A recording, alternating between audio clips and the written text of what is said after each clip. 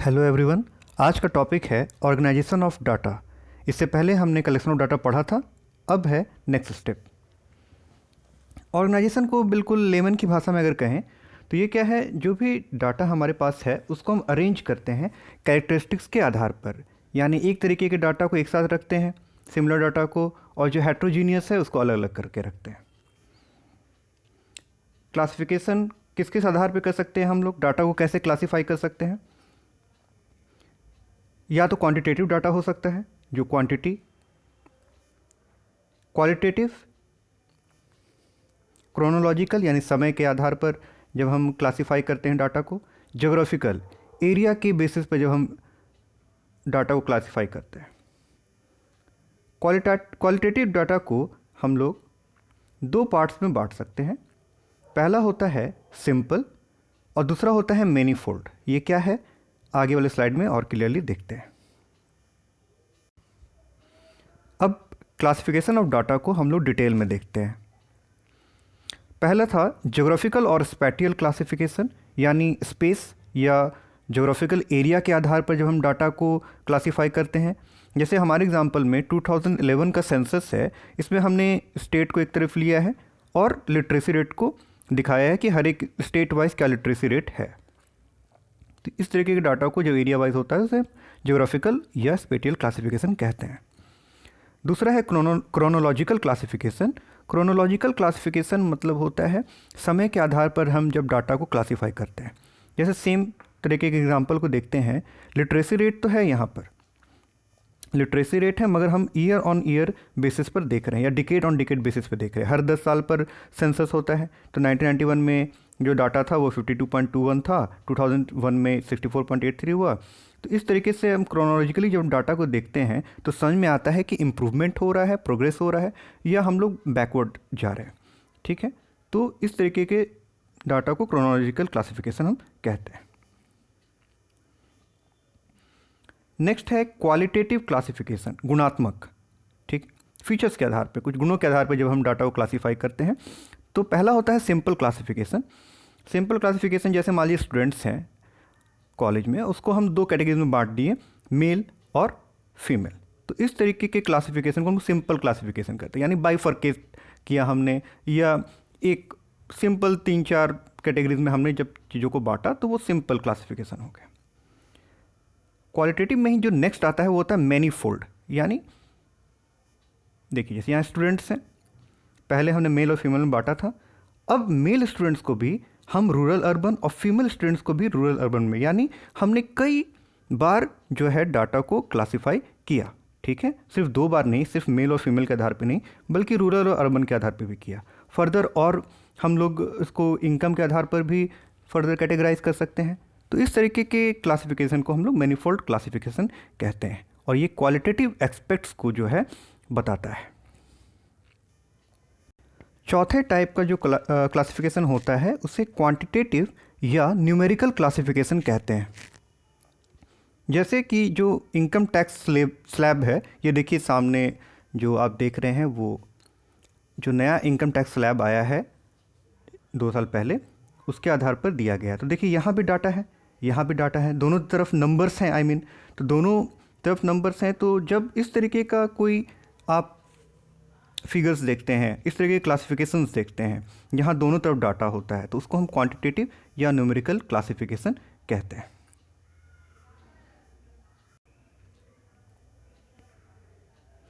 अब देखते हैं वेरिएबल क्या होता है।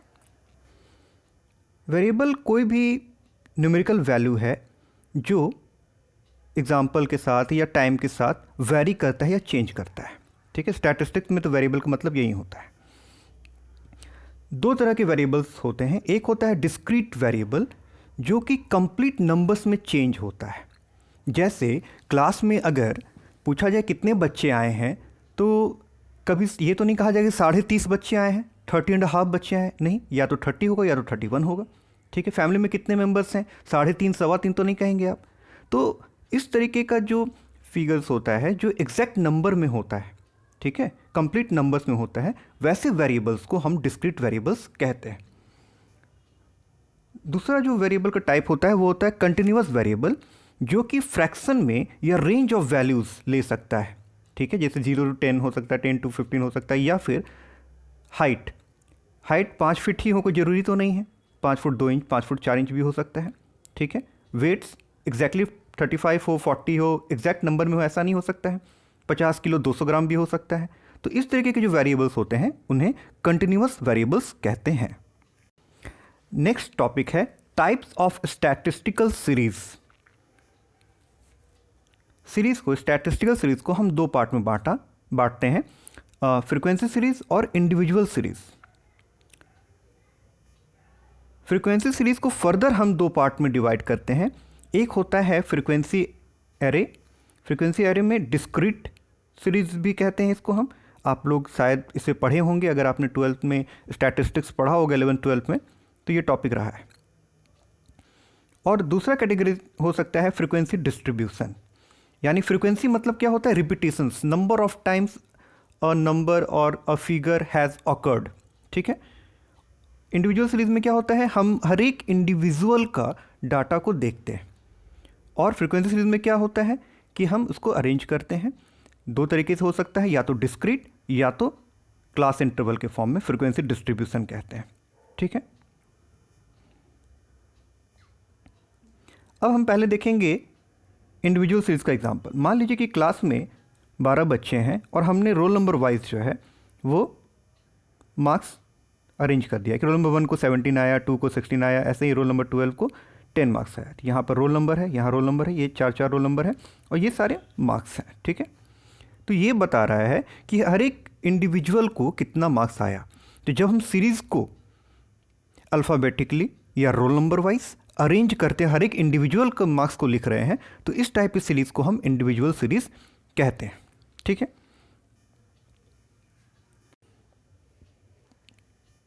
नेक्स्ट होता है डिस्क्रीट सीरीज़, जिसे फ्रीक्वेंसी एरे भी कहते हैं।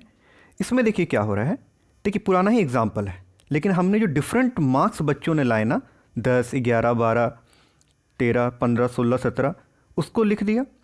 और हर एक मार्क्स कितने बच्चों ने लाए, इसी को हमने फ्रीक्वेंसी या नंबर ऑफ स्टूडेंट्स करके लिख दिया। यानी हम हर एक इंडिविजुअल के लाए गए मार्क्स को नहीं लिख रहे, हम हर एक तरह के जो मार्क्स आए हैं वो कितने स्टूडेंट्स ने स्कोर किए हैं, इस तरीके से डाटा को अरेंज कर रहे हैं। तो इस तरह की जब हम सीरीज़ को अरेंज करते हैं तो उसको हम डिस्क्रीट सीरीज कहते हैं या फ्रीक्वेंसी एरे कहते हैं। जैसे 10 मार्क्स कितने बच्चों ने लाए, 3 बच्चों ने लाए। 11 मार्क्स कितने बच्चों ने लाए, 1 ने लाया। इसी तरीके 70 मार्क्स कितने बच्चों ने लाए, 2 बच्चों ने लाया, ठीक है। तो जैसा पुराना हमारा एग्जाम्पल था ना, हमने उसी को क्या किया, थोड़ा सा चेंज कर दिया। पहले इंडिविजुअली हमने लिखा था और अब क्या किया हमने, अब हमने इसको डिस्क्रीट फॉर्म में लिख दिया। नेक्स्ट होता है कंटिन्यूअस सीरीज। कंटिन्यूअस सीरीज में हम क्या करेंगे कि पूरे क्लास इंटरवल में इसको हम लिखते हैं। जैसे 0 to 5 कितने बच्चों ने मार्क्स लाया, 5 to 10 कितने बच्चों ने मार्क्स लाया, ठीक है। एक रेंज ऑफ वैल्यूज़ देते हैं, इसलिए इसे फ्रीक्वेंसी डिस्ट्रीब्यूशन वर्ड कहते हैं। ये कंटिन्यूअस में 0 से 5, 5 to 10, 10 से 15, 15 से 20, ये क्लास इंटरवल के बीच में कितने बच्चों ने स्कोर किया। तो 0 to 5 में कौन से मार्क्स आएंगे, 0 से लेके 4 तक आएगा। 5 जो मार्क्स है वो भले यहाँ 5 लिखा हुआ है लेकिन आएगा सेकंड वाले में। वैसे किसी बच्चे को अगर 10 मार्क्स आया है तो इसमें नहीं आएगा, ये थर्ड वाले में आएगा, ठीक है। अब ये नेक्स्ट स्लाइड में, आने वाले स्लाइड्स में आपको और क्लियर हो जाएगा ये ऐसा हम क्यों करते हैं। तो ये क्लियर है, ये कंटिन्यूअस सीरीज़ है, फ्रीक्वेंसी डिस्ट्रीब्यूशन। इसमें क्लास इंटरवल होते हैं। पहले एग्जाम्पल में जो हम देख रहे हैं 0 लोअर लिमिट कहलाता है और 5 जो है वो अपर लिमिट कहलाता है। नेक्स्ट क्लास में हम देख रहे हैं कि जो पहले क्लास का अपर लिमिट है वो नेक्स्ट क्लास में आके लोअर लिमिट हो जा रहा है, एंड सो ऑन। चलिए अब आगे देखते हैं। नेक्स्ट टॉपिक है types of frequency distribution. Frequency distribution हमने देखा, जो कंटिन्यूअस सीरीज की बात कर रहे हैं। तो पहले हमने सीरीज़ को देखा, उसमें था इंडिविजुअल सीरीज़ और फ्रीक्वेंसी सीरीज़। फ्रीक्वेंसी सीरीज़ में फ्रीक्वेंसी एरे था और फ्रीक्वेंसी डिस्ट्रीब्यूशन था। अब हम फर्दर फ्रीक्वेंसी डिस्ट्रीब्यूशन कितने तरीके से होता है इसको देख रहे हैं, और ये बहुत इंपॉर्टेंट टॉपिक है और न्यूमेरिकल पॉइंट ऑफ व्यू से इसे जानना बहुत ज़रूरी है। पहला होता है एक्सक्लूसिव सीरीज़। एक्सक्लूसिव सीरीज़ में क्या होगा, देखिए इस टेबल में एक्सक्लूसिव का मतलब होता है एक्सक्लूडिंग, एक्सक्लूड वर्ड से हटाना, बाहर रखना। उस वर्ड से बना है एक्सक्लूसिव।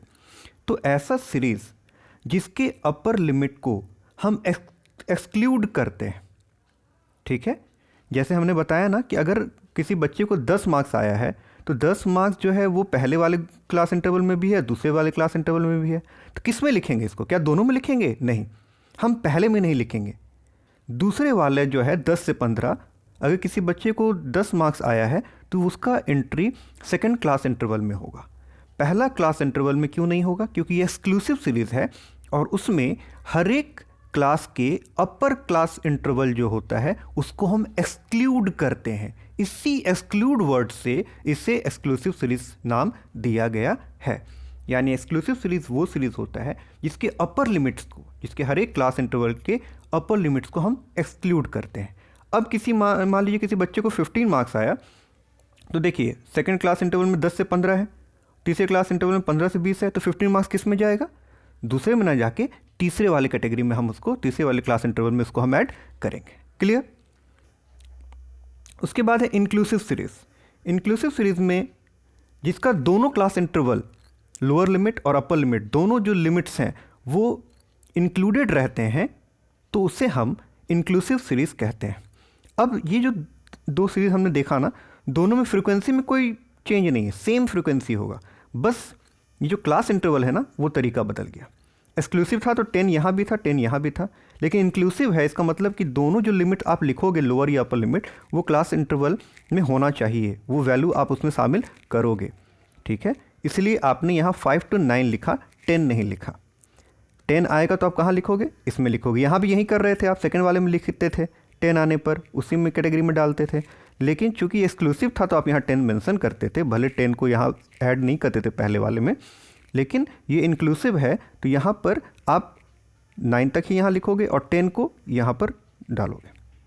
वैसे ही अगर किसी को 20 आया है तो इस वाले केस में भी हम 20 जिसको आता था तो इसको लास्ट वाले कैटेगरी में डालते थे, यहाँ भी डालते हैं, लेकिन डिफरेंस क्या है कि यहाँ पे 15 to 19 है लिखा हुआ, यहाँ 15 to 20 लिखा हुआ है। यानी फ्रीक्वेंसी का जो ट्रीटमेंट है वो सेम है, बस मार्क्स को प्रेजेंट करने का तरीका जो है वो अलग है। एक्सक्लूसिव सीरीज़ में लोअर लिमिट अपर लिमिट दोनों को हम दिखाते ज़रूर हैं, लेकिन जो 10 है, अगर किसी बच्चे को 10 आया तो हम पहले वाले में ना दिखा के जो दूसरे क्लास इंटरवल में लोअर लिमिट होगा उसमें ऐड करेंगे।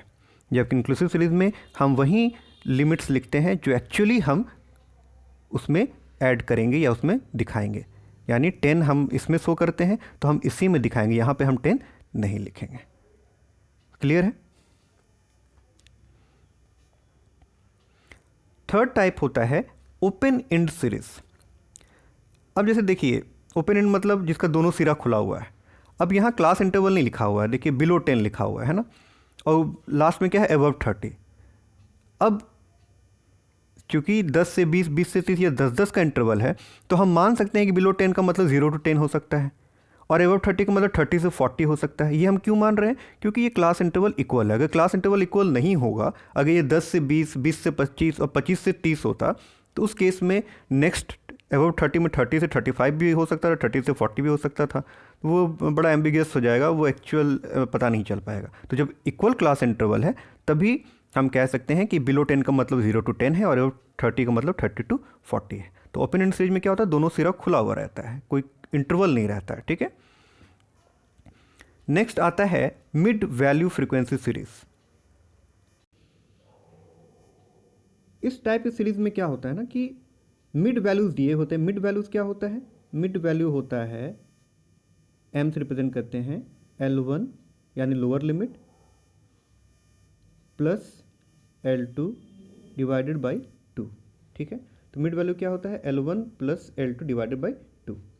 अब मान लीजिए मिड वैल्यूज दिए हुए हैं और आपको क्लास इंटरवल निकालना है, तो कैसे निकालते हैं? हर एक क्लास इंटरवल का, जैसे मान लीजिए पहला जो क्लास इंटरवल निकालना है तो वो होगा L1 इजकल टू M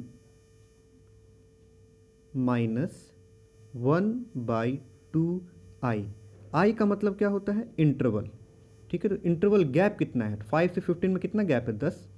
तो M क्या है, पहले के लिए जो मिड वैल्यू है वो 5 है, और माइनस 1/2I। आई है 10, तो 10/2 क्या हो गया 5, तो 5 - 5 क्या हो गया 0, तो लोअर लिमिट क्या निकल गया 0 पहले क्लास इंटरवल के लिए। L2 क्या हो जाएगा, इसमें सेम रहता है, बस m प्लस हो जाता है, m प्लस 1/2 आई। m क्या है पहले क्लास इंटरवल के लिए 5 प्लस 1/2 आई, तो इंटरवल कितना है, गैप कितना है नेक्स्ट क्लास से 10, तो 10/2 5, तो 5 + 5 कितना हो गया 10, तो पहला क्लास इंटरवल कितना हो गया 0 to 10। इस तरीके से हम लोग मिड वैल्यू से अगर क्लास इंटरवल निकालने का जरूरत पड़ा तो ऐसे निकाल सकते हैं, ठीक है।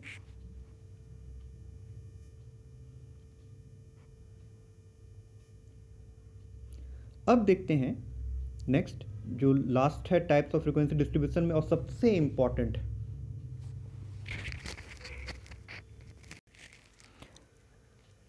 इस वाले एग्जांपल को एक बार फिर से समझ लीजिए। ये देखिए मिड वैल्यू है 5 दिया हुआ है।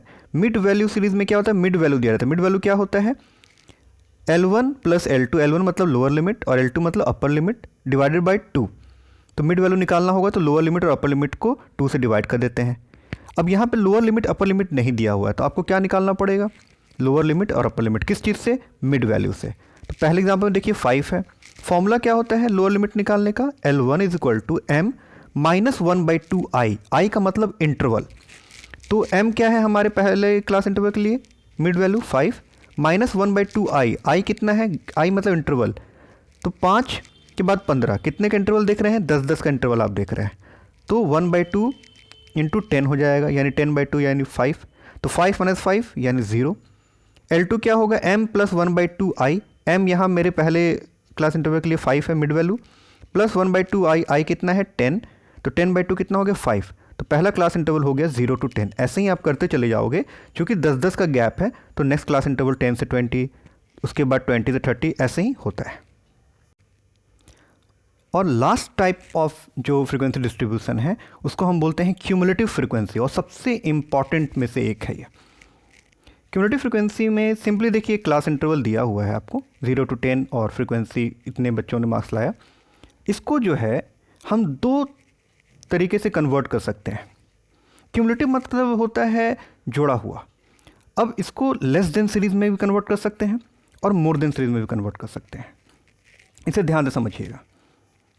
देखिए लेस देन सीरीज, ये जो वैल्यू है इसको 10 से कम मार्क्स कितने बच्चों ने लाया, 0 से 10 मतलब 4 बच्चों ने, 10 से कम कितने बच्चों ने लाया, 4 बच्चों ने लाया। 20 से कम कितने बच्चों ने लाया, देखिए 20 से कम में 3 बच्चे ऐसे हैं जो 10 से 20 के बीच में लाए हैं, और 4 बच्चे ऐसे हैं जो 10 से भी कम लाए हैं, ठीक है। यानी 20 से कम में ये 3 बच्चे भी आएंगे और ये 4 बच्चे भी आएंगे, यानी 4 + 3 कितने हो गए 7। अब पूछा जाए कि 30 से मार्क्स से कम कितने बच्चों ने लाया, तो 30 मार्क्स से कम में वो बच्चे भी आएंगे जो 10 मार्क्स से कम लाए हैं, यानी 4, वो बच्चे भी आएंगे जो 20 मार्क्स से कम लाए हैं, यानी 3, और वो बच्चे भी आएंगे जिन्होंने 30 से कम मार्क्स लाए, यानी 5। तो 5 + 3 + 4, यानी पहले ये 7 + 5 12 हो गया। 40 से कम कितने बच्चे लाएंगे, देखिए अब तक कितने बच्चे हो सके हैं, 30 से कम कितने बच्चों ने लाया है, 30 से कम लाया है 12 बच्चों ने। 40 से कम, 30 और 40 के बीच में कितने बच्चों ने लाया है 2, तो 30 से कम लाए 12 बच्चों ने और 30 और 40 के बीच में लाया 2 बच्चों ने, तो टोटल 40 से कम कितने हो गए 12 + 2 यानी 14, और 50 से कम तो सारे बच्चे लाए हैं, यानी 15 के 15 सबको आपने ऐड कर दिया, ठीक है। अब सिनेरियो थोड़ा अगर बदल जाए, यानी सेम एग्जांपल लेते हैं, लेकिन अब क्या है मोर देन सीरीज, ठीक है, मोर देन के टर्म्स में निकालना है, यानी लोअर लिमिट जो क्लास इंटरवल है क्लास इंटरवल का, उसके बेसिस पे निकालना। तो हमारे क्लास इंटरवल का लोअर लिमिट क्या है 0। अब मोर देन 0, 0 से ज़्यादा कितने बच्चों ने लाया है, सारे बच्चों ने लाया है, ठीक है। 4 3 7 जोड़ेंगे 15 आ जाएगा, तो 0 से ज़्यादा 15 बच्चों ने लाया है। अब बोला जा रहा है 10 से ज़्यादा कितने बच्चों ने लाया है, देखिए 15 में से 4 बच्चे ऐसे थे जो 10 से कम लाए थे, तो 15 में से 4 घटा दीजिए तो 11 आ जाएगा। एक तरीका ये है, एक तरीका क्या है निकालने का, 10 से ज़्यादा कितने बच्चों ने लाया है, तो इन चारों को आप ऐड कर दीजिए, 5 3 8 2 10 + 1 11, दोनों तरीके से आप निकाल सकते हैं। अब है मोर देन 20, 20 से ज़्यादा कितने बच्चों ने लाया, तो 20 से कम कितने बच्चों ने लाया था, ये दोनों को आप ऐड कर दीजिए 7, टोटल कितने बच्चे हैं 15, 15 में से 7 घटा सकते हैं आप, या 10 से कम जो है, 10 से ज़्यादा जो है 11 बच्चे लाए थे, 20 से ज़्यादा क्या हो जाएगा 11 माइनस 3। 3 क्यों घटा है? क्योंकि 3 बच्चे ऐसे थे जो 10 से 20 के बीच में लाए थे। ऐसे ही करते करके आप मोर देन 30 कितने हो गए? 30 बच्चे। 30 से ज़्यादा कितने बच्चे लाए हैं? यहाँ देखिए 2 + 1 3, या टोटल 15 बच्चों में से हमने क्या किया, बाकी बच्चे जो आए थे यानी 5 3 8 4 12 बच्चों को घटा दिया। ठीक है, 15 में से 12 कितना हो गया? 3। 40 से ज़्यादा कितने बच्चे लाए हैं? देख सकते हैं आप 1। ठीक है, इस तरीके से हम लोग कन्वर्ट कर सकते हैं।